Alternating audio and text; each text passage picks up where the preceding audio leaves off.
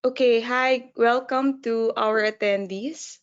Thank you for attending this webinar together with the YS committee members, the ISI officers, and together with our respected guests. We are welcoming you to the YS Meet. So before this year ends, we hope to showcase you some events that YS organized this year, and we hope to promote some of our future activities in the coming year. This event may result to some collaboration. So if you would like to collaborate with us, you can use the comment or the chat and comment section below. And if you want to contact us, you may do via email at youngstat@isi@gmail.com, or you may find us in Facebook, Twitter, and LinkedIn. So let me share with you my screen. Um,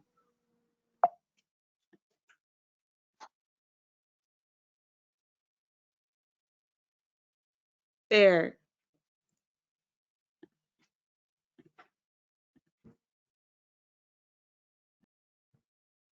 So this is YS.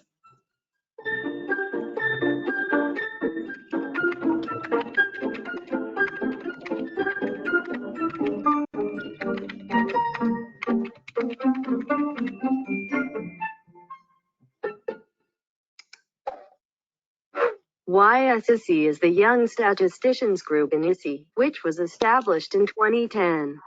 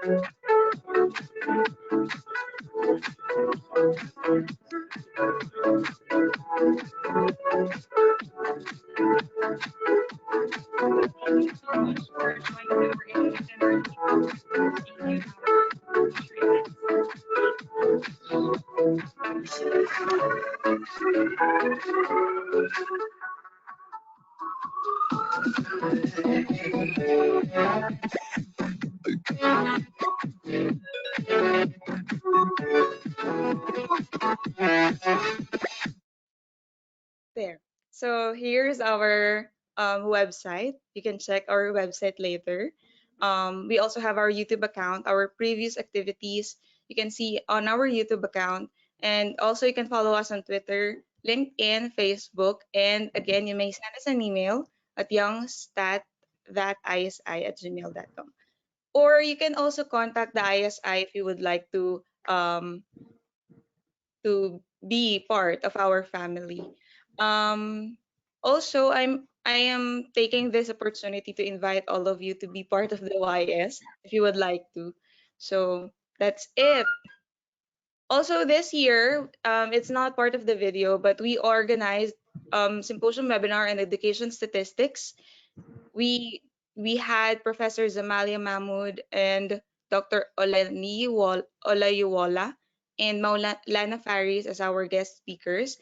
And a day before the World Statistics Congress, we also had the Young Statisticians Mixer event together with the ISI President-elect Stephen Penney. So I'm going to pass the presenter mode to Holger. Um, and maybe you can share with us and introduce our guest for today. Hello, it's a pleasure for me to be here in this event. Thank you for all everybody to be here, and also thank you for our guest speakers for today. Marcelo Burguignon Pereira, who is from Brazil, Christian Galarza Morales, who is from Ecuador, and Anwar Hussain from Bangladesh. My name is Holger Ceballos, and thank you for being here. I would like to have a little interview for the three of them. They are awardees from the ISI. So I will start making some questions and we can start discussing around these questions. So I will start asking a first question to Anover. From your experience, what strategies and challenges you found while writing your winning piece? Yeah, thank you. And first of all, thank you so much for inviting me to this great event. Well, I think I had been awarded the ISI IVC ambassador for 2020, I think last year, but unfortunately because of COVID, it was cancelled. Well, and then when I see the announcement, then I just had looked at my current research work, because I know that it's a very competitive award, so I need to be very specific. I need to be very nice with this one. So at that time, I was working in a kind of methodological research, because I did my PhD in how to handle the missing data. So at that time I was doing a couple of research projects with my students. So and then I just try to find the best one. Spend some time to write the draft paper, including a nice abstract, and then I talk to my senior professors as well, just to have a second thought about it, get some comments, and then I submitted it. So and then I was successful at the end. So what I found, the strategy is specifically just if it is kind of a good methodological work, there's a good chance to have any award. So I just go with this, and I was successful. Thank you, Anwar. I find your experience very interesting to hear. Please tell us a little bit about yourself. We were chatting a little bit before. I heard that you are now a professor in Bangladesh. Tell us a little bit about yourself. Yeah, well, I did my PhD in 2017 and then went back to Bangladesh, and currently I'm working there as an associate professor of applied statistics. And well, and mainly my job responsibilities is teaching at undergraduate and graduate level. But since Bangladesh is a developing country, so it's hard to get lend some funding, research funding from the government or from other institutes. It's really difficult. So people just do research because of their own interest. So I'm still doing research following my own interest. And in country like Bangladesh, I mean the developing countries, well, there are lots of practical data sets from the different surveys. So if people just play with them and write their their research in the applied area, so it's really hard to do some methodological work, because so in my country it's difficult to find the second one who has the experience in how to handle the missing data. So that's another difficulties, because in the developed countries like in the UK, there are many people who work in the missing data. So whenever you have a problem, you attend it you can talk to them, you can attend the conference, you get some idea, you can solve your problem. But the country like Bangladesh is really difficult to continue. So what I usually do, I just try to make collaboration with the people, the international people, like in the UK and the USA, so that I can continue working. So what I would say, it's really difficult to continue methodological research from my country, but I'm happy to say that I'm still continue working with as usual. But I'm not sure how long I can continue. Yeah, I think these are problems that we at some point all encounter. I can also say from my experience, it's a little bit difficult to work in methodological stuff, but it's rewarding, the fact that you create new methods and people then use them. You create your own R package and then people use your method. That's really very rewarding. I will now go to Christian. Christian Garza, who is from Ecuador. who is actually my colleague from Escuela Superior Politécnica Litoral, ESPOL, here in Guayaquil, Ecuador.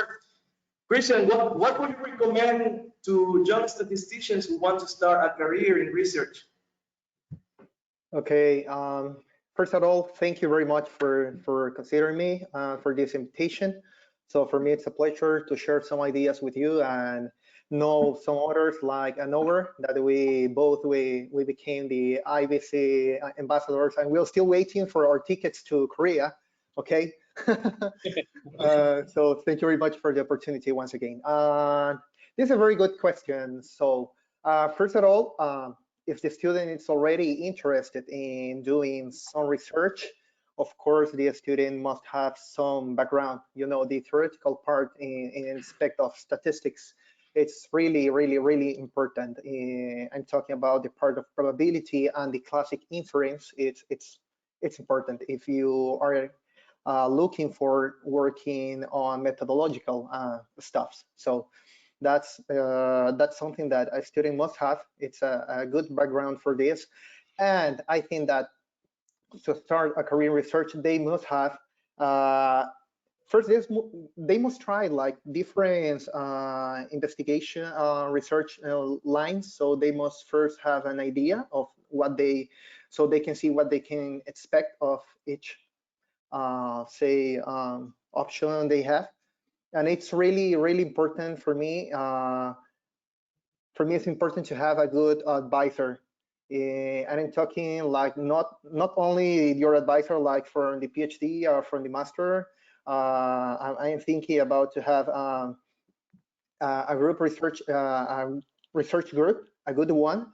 So you have people whom you can change some ideas. That's very important, I think. And also the part of the advisor, your friends, those guys who you can change your ideas, for me is the most important, because for instance, if that people it's not open to share the ideas to have a good discussion with you, I think those are the best ways how you can just like explore and discover new things in this huge lake, that ocean that is the research. You know, I completely agree with you, Christian. And I think something that is useful is to find the topic that you want to do research on. And also that also involves finding the right person that can guide you Exactly. as a tutor or as a mentor in your PhD. So I completely agree with you. So maybe, Christian, you can tell a little bit about yourself, about your background and now your professional activities now. Okay. Well, I'm Christian. Somebody just call me Chris. I'm from Ecuador, from the same university as Olher. That's not too common to have two guys from the same university from a small country. That's really weird, and I'm pretty sure that it's the first time we have two Ecuadorians in this session. So yes, so that's an honor for me. And I study in that university, that it's Escuela Superior Politécnica. It's a polytechnic school. And we have the career of statistics. I have the opportunity to study statistics.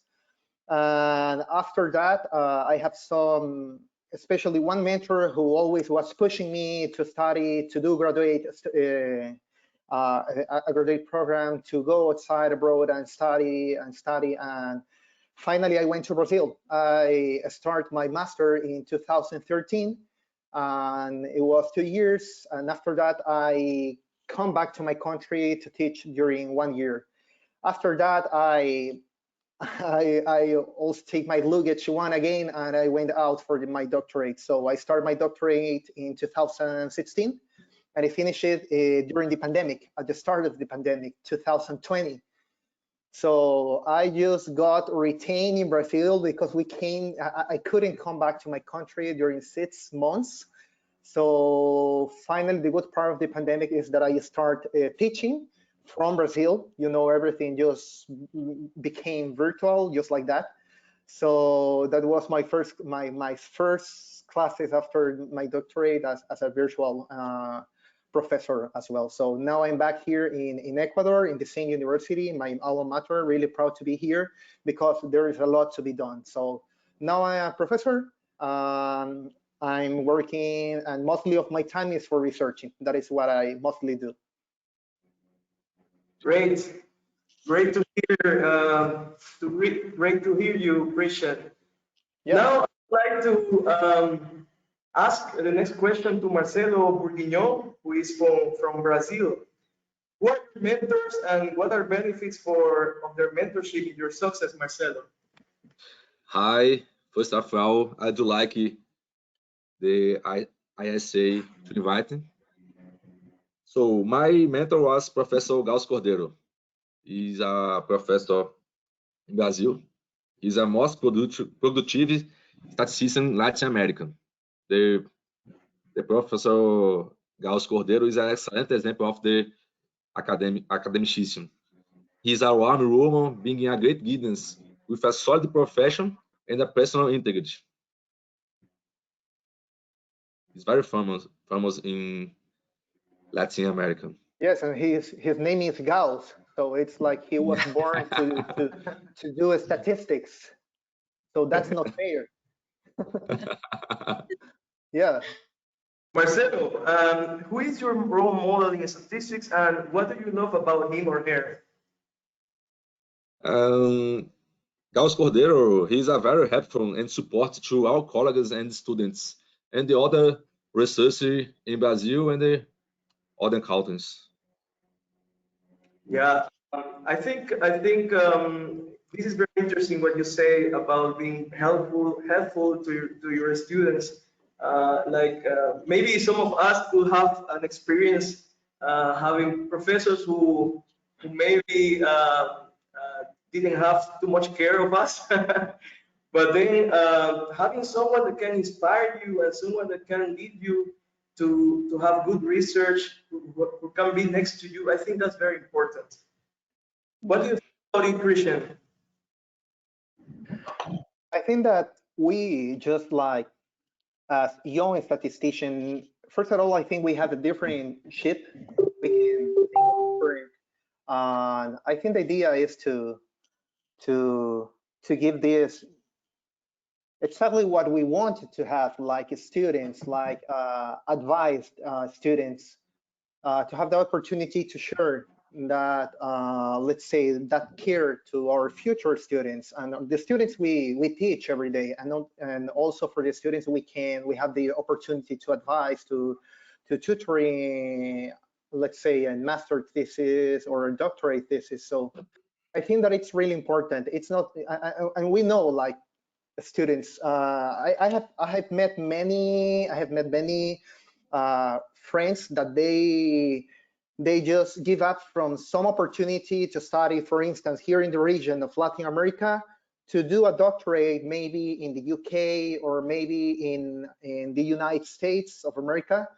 And then, of course, you have great universities. I'm not talking anything against the American or UK university, but the problem is that you go there, but it's like, it's vital. It's really important, the person who is going to advise you. So it practically makes the difference of your doctorate is going to be a success, or if you're going to cry all the time, or you're going to cry all the time, because that's the PhD, right? So, but it's really different. I'm just kidding. But it's really important to have a good advisor, because I've seen many people who have they have 6 years trying to get up from the doctorate because they don't have that guidance that you need. And it's really important that I think that this opportunity that we are here and we are young people with another kind of thoughts, just to think in the future, to give that different opportunity to our students. I think that it's really important, and for me, it's a clue. It's something that that really makes a difference. Yeah, during the PhD, you go to cry at the end mainly, but you know, it's also rewarding in your PhD. You get to go to conferences. You get to know many people that you only see them in a paper, written their name. Sure. You get to know people that write famous books. You get to travel, and so it has many advantages. But as you say, doing a PhD, I think is the door that opens everybody the way to start a research career. So I think it's very important to go over that path. What do you think, Anna? I think what Christian is saying is when you, before you look for a university, you must look for a good mentor first, and then the university will follow. Yeah, Yes, I exactly. agree. I agree with you. It's important. So, might want to add to that? Yeah, I just want to add one thing that I think it's more important to have a good supervisor, good mentor, rather than have a good university, because sometimes people just look at the high ranked university, but all of a sudden found himself under pressure, so it's really difficult. So I Exactly. know many people who couldn't finish their PhD from the good universities, but I found many my friends who did PhD in a very average universities, but they did really huge work, and they are now working in a big universities. So that's really Yeah. important. I think something important when you start a PhD is the motivation, Yeah, Yeah. definitely. and then even your mentors or your tutors can see that, and they also get motivated. Yeah, this is really important. But just to share my experience, because my supervisor, he was very young. That he was just a lecturer at that time. So I found him like a father, because he just treated me as a first child, I must say. And he's currently working as a reader at University of Bath. And so I must say I was so lucky to have him as my supervisor. So I was so lucky at that time. Yeah. That's good. So I will ask the next question maybe to Marcelo.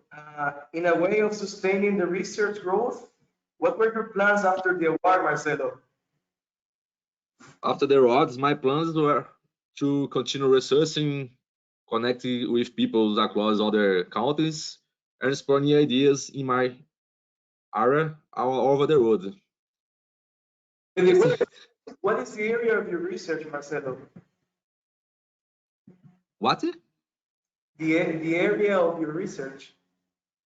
My research is nowadays. My research work focusing on regression models and time series analysis. Okay.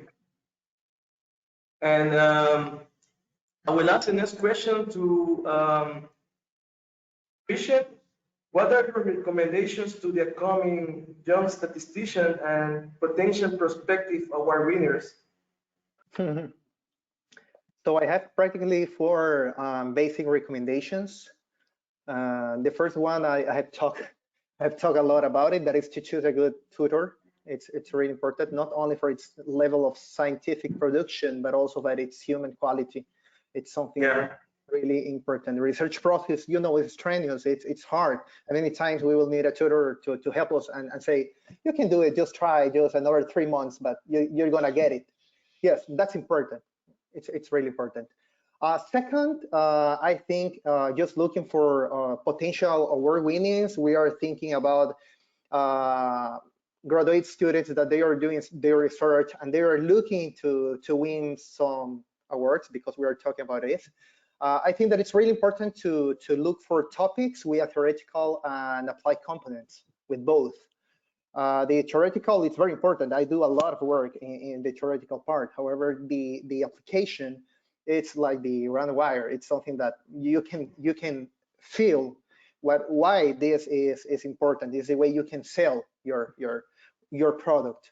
So it's really important. It's what practically justified investment of work, of time you are doing. And that is thinking about the work, because even if you can check for many awards, if you can check the politics of the evaluation that they are going to take about the award, they also look for the application part in the work you're doing. Third, if it's applicable, it's important to choose a good data set. when we work with complex models, that for instance is my case, I work a lot in sensor data, and sometimes I have sensor data with heavy tail errors, and also you're going to add spatial coverings, and then you have a complex model. It's hard to find sometimes data sets, okay, data sets with missing values, data sets with less sensoring and that kind of characteristic. So it's a good choice to find to select a good data set in which aspect. For instance, I remember when I did my undergraduate thesis, and I did a study with fruits. So with the fruits, it was like, okay, it's interesting. But when I did a study in the master, when we study the viral load in patients with HIV or the growth of transgenic plants, the people just believe me to be a genius and say, oh my God, you're working with that data of VH, of genetics, and you're working with that type of data. I think that you're doing something really crazy, when both models, they were comparable and practically similar in terms of complexity. So it's really good for selling your product. I'm talking once again, because the question is about the awards, to have the theoretical part, the application, and a good application that can, for instance, touch some topics that nowadays are really important. Like we have right now the pandemics, we have environmental data and analysis, we have biological applications that they are really important because what we are living nowadays. So, and Yeah. my last point is to believe in yourself, because and that is to apply to some awards, because some people, they may have great ideas. I'm really sure that there are many better works that awards that mine, than Marcelo's work. They're outside, just on a desk or maybe on the computer. But there are some people that they don't believe in their table. They say, I don't think that this work is going to deserve an award. I don't think that never Marcelo, neither me, we were convinced that we're going to win something by some point. So it's really important to believe in yourself, because the worst things they can tell you is no. So Yes. We that's come back important. again to the motivation thing. Yeah. As a researcher, and I think you also need to like the topic that you work on, so that you get this motivation to continue, even though you may encounter problems on the way. Yeah, just to add something, it's just like the first time you got rejected one paper, you feel like, oh my God, this is not for me, what I'm doing. Yes, this is the worst feeling ever. So nowadays, it's like, oh, another paper rejected. So I'm going to work harder. I'm going to change some things. I'm going to improve my paper. I'm going to send it to another journal that they do.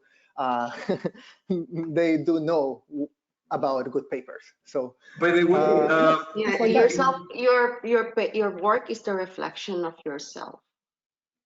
That's it. yes, exactly.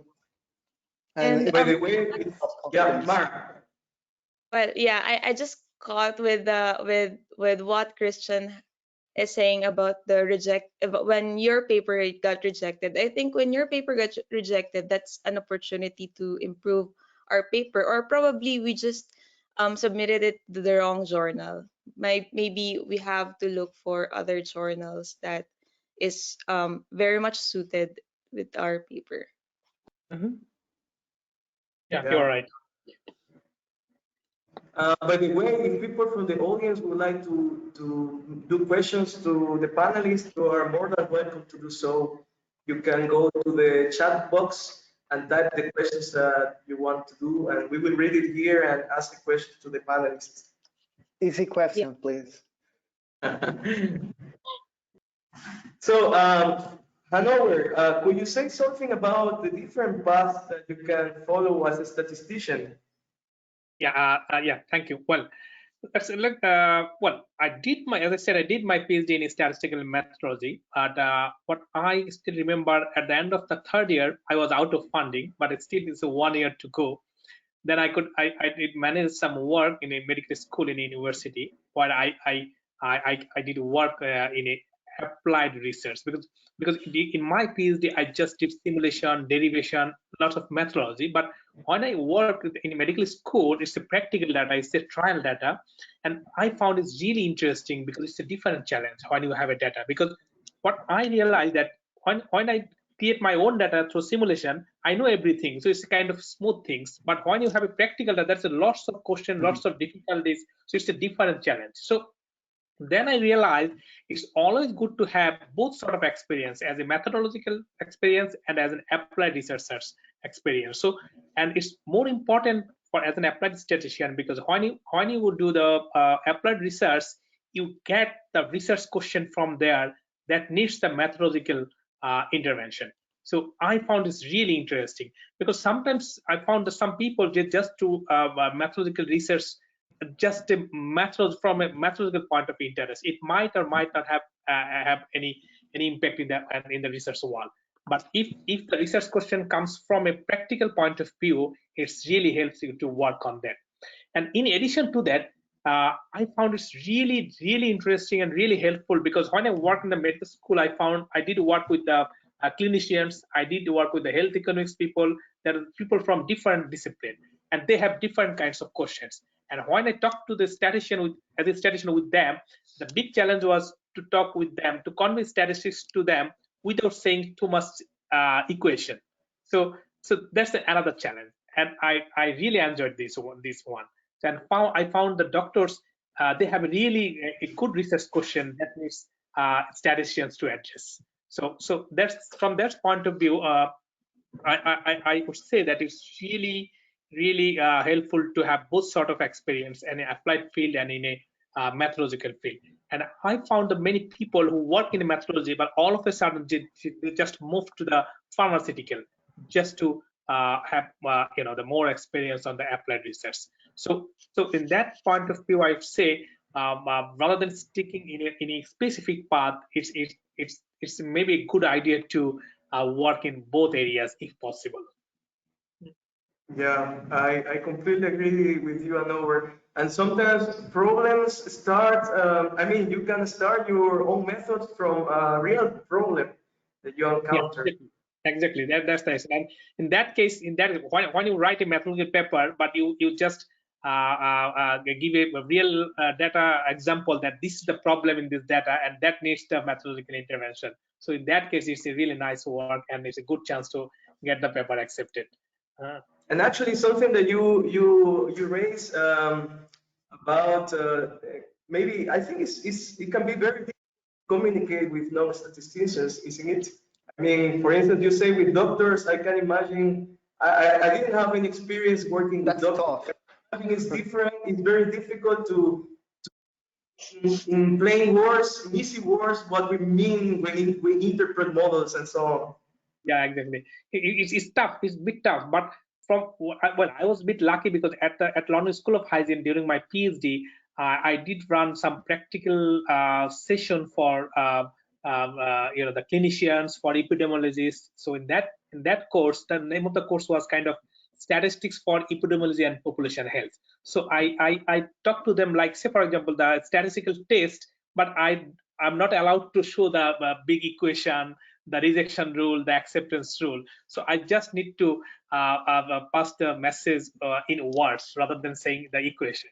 So that experience helped me when I talk to the doctors and the health economists and the other people when I work with them. It's really nice, and I really enjoyed working with in a team. And this really comes down to the importance of having a statistician in a team of researchers, in interdisciplinary research team that includes a statistician there. I think that's very important. Yeah, exactly. And once you include statistician in a group, you should include that statistician from the beginning, really, after sure. the lab. From the beginning to design the experiment. Yeah. Yes, in the design. Some in our country, one of the misconceptions is that they think they should invite statisticians when they have to do the analysis. They fail to understand that when you cannot just invite statisticians when you have the data already, but I think it's important that in all the planning stage, you have to invite them. Yeah, that's really important. And especially when you design a study, so for example, it's more important to calculate the proper sample size, because people just without knowing anything, they just either use a formula or even they don't use any formula. They just collect the data, and once the data collection is finished, they just invite a statistician do something for us. But you just found it, well, it's hopeless. So it's Yeah. really. Yes. Marcelo, maybe you can say something about the different paths that you can follow as a statistician. What do you recommend to new statistician who wants to know which path to take after they graduate, for instance? So there are several paths. However, the only path I know in practice is the academic path, working as a professor and the researcher. And in this way, the students engage in relevant research based on big questions, projects of this nature concerning what, when, why, and who question. By the way, I know that you were an invited speaker in the joint statistical meeting in the US. How was that experience over there? So I I was not a speaker at the SCM. I was selected to receive the New Research Travel Awards by the Okay. AMS, okay? Being the first Latin America to receive the awards. It was really a great opportunity for me to have some of the learning expert of many statistics topics. I want to let you know Marcelo is my friend. He already had breakfast in my house, so he's my friend. I'm really proud of him. Yes.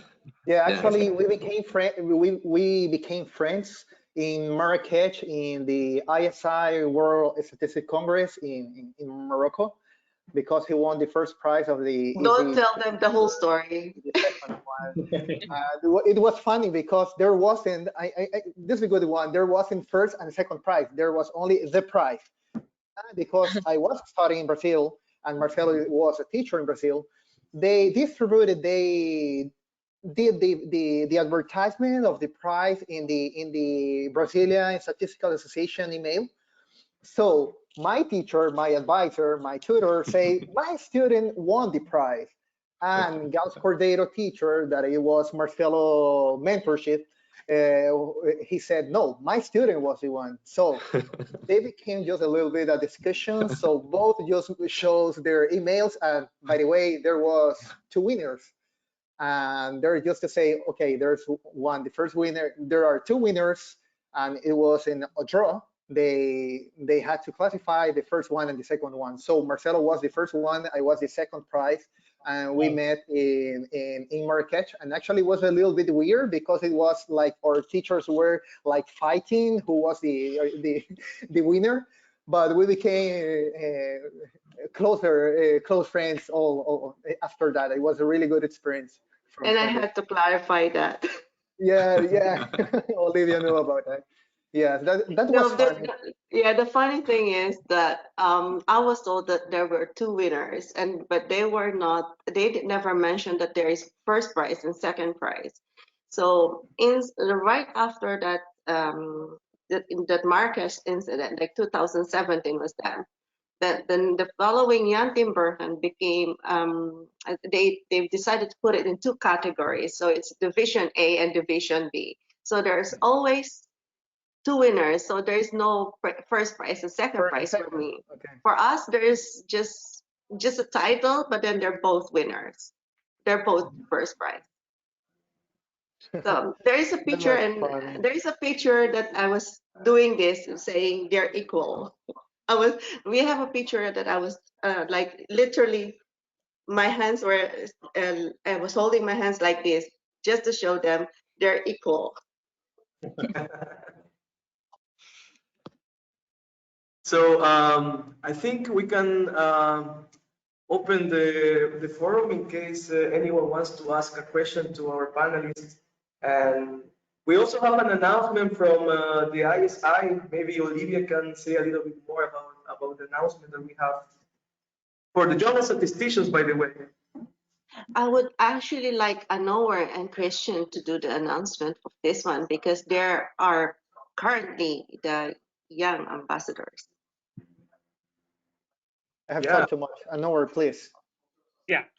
So for the artists and the other people they are watching this here, so I would like to say it's a really great award to apply. So, well, unfortunately, I couldn't attend the conference last year, but I believe if you have some good methodology work you're currently doing, and if you have time to draft a paper, at least in a couple of pages, so you just go for it. Hopefully you can make it, and I'm definitely sure you will enjoy the conference IBC, because IBC is mainly the people just present their methodological work, I believe. So you will learn so many things, and you might get some research idea for future work. So it would be really a huge opportunity to attend the conference, I believe.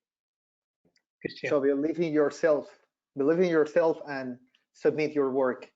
Yeah, exactly. Yeah, you may become the next young ambassador, and you also had the opportunity to share your knowledge, your work with many people, many important people. And for me, one of the most important things to go to a congress is to have the feedback from people who really cares and are behind, and they are just concerned about what you're working and what you're doing. And that's really pleasant to feel and to know. So please submit and believe in yourself. You can do it. And also the trip and also the food. Yeah. Yeah, of course. Yeah. So I will try. this call is already open. So Marcelo, of course, Anouar and Christian, they're not allowed to apply for this for this call anymore. But it's open to all young statisticians. So, and just remember to submit it online on time, and it is now this is now open, and just check the deadline, and don't forget to send it on time, on time, because don't wait for the last minute to submit Yeah. it. So I will share the link that is shown here in the chat so that everybody can access the link and see more information about this call. I So will try. Yeah. No. I think Mara, you now Yeah. take the. Okay. So can you let's use your slides. So keep on presenting the slides. By the way, let's go back to anyone. Do you want to let's go back to the open forum. Okay. So anyone from the attendees and also to our panelists, you might want to conduct activities in your home countries. So please send us email, or you can use the chat box now if you would like to raise something, if you have an activity and you would like to involve us. So please let us know, and you might want to collaborate with us for our future activities. So yeah, please, let's see the next slide. Yeah, that can be if someone would like to organize a conference or a course or any activity for promoting statistics, right? Yes, yes. Yes, you could use the ISI GoToWebinar. I could arrange that for you. But then as long as you, yeah, of course, inform me upfront. So just let Mara and the committee know, yeah, about your planned activities. Yeah. So these are some future planned activities. Um, that's why we called it YS Meet, to discuss with you the previous and future activities. And of course, we are also inviting the three guests to, if you would like to be part of Young Statisticians Committee, you are very much welcome.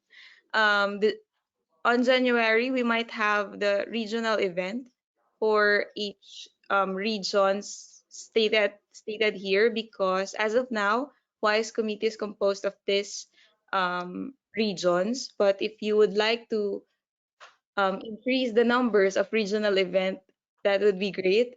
And then on March, we hope to give you another webinar on emerging alternative data sources. And on July, short courses, probably on causal inference. And December, this is not yet final, but we are looking for first ISI Young Statisticians Conference. So that's it. Um, I think we are almost done. It's already 5:55 here in my time. I think it's almost time. So thank you again for accepting our invitation to our panelists and to our attendees. Thank you for taking your time to attend to this webinar. And I hope you have learned a thing or a two in this webinar. Again, if you would like to be part of YS, please email the YS or the ISI. Okay. Holger, congratulations for interviewing the three guests. And Olivia, thank you for helping us to create this event. Do you have any other words to say? Just before going, it's important to clarify if the young statistician event that we are planning for December, it's going to be virtual or how? That's a good question. So we're still we have answer for that? with the ISI if well actually we're talking about that yesterday. I'm talking about that yesterday with Olivia if we're going to do that face to face or online, but I think we're still checking if we can do that face to face. Okay, that would be great. That would be great. I'm trying to send the link of the call of the ISI. I don't know if I succeeded. I succeed about that.